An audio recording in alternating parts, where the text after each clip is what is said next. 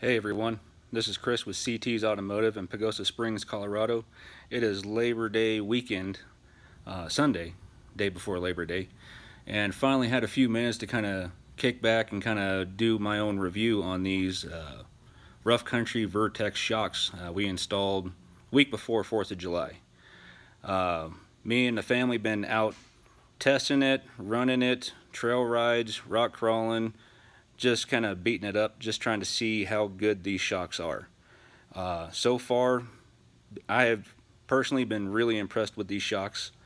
The ride quality, how it feels. In my opinion, it almost rides better than stock. Uh, we installed these on my personal truck, 2014 Chevy Silverado 1500 LTZ Z71. So it came with the factory Rancho shocks.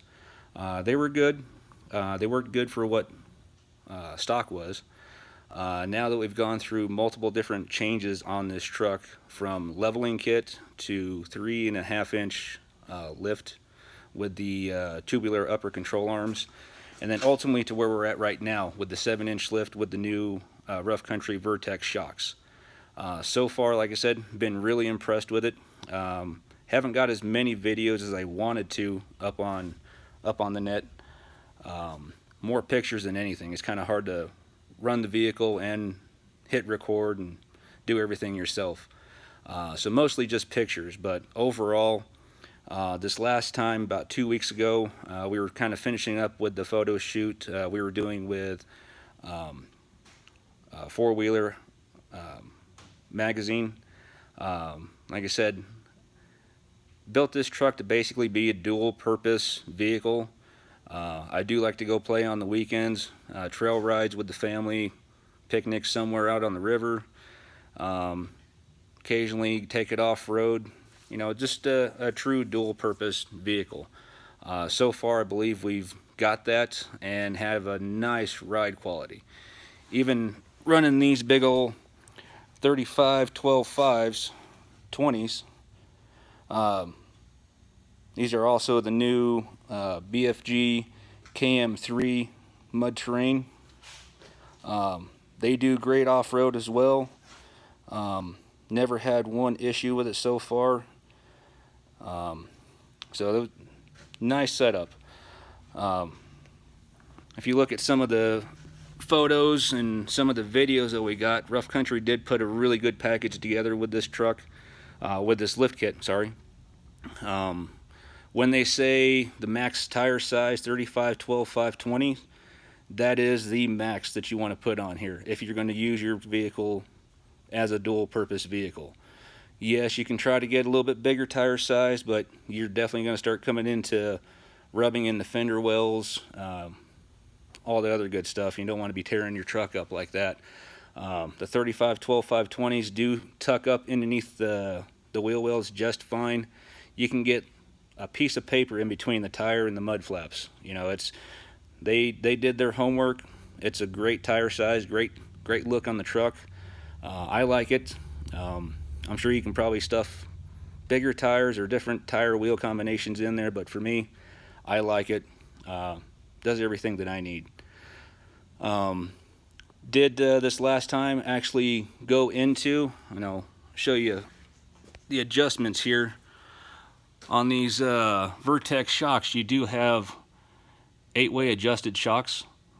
From the right out of the box, they were set on number 4.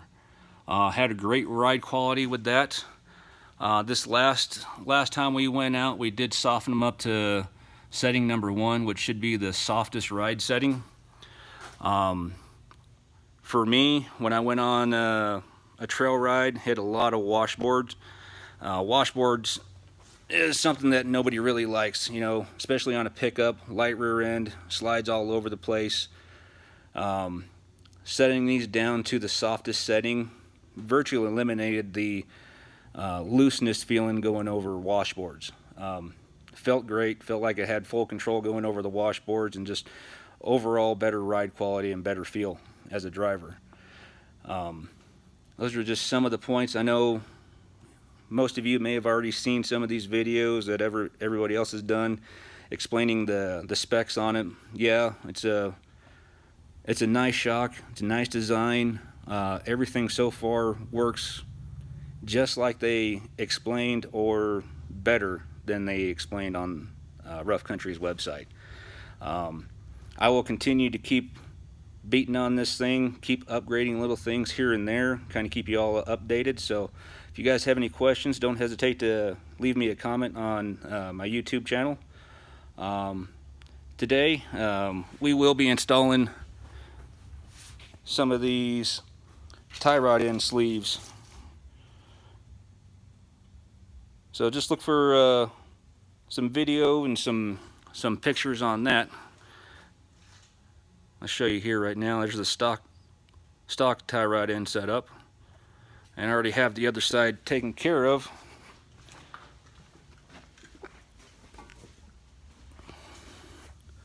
And here we got the sleeve installed. It will make that tie rod end a little bit more rigid, a little bit more robust. That way if I do hit a sidewall of the wheel or the tire, hopefully I won't bend a tie rod end. Like I said, I do use this.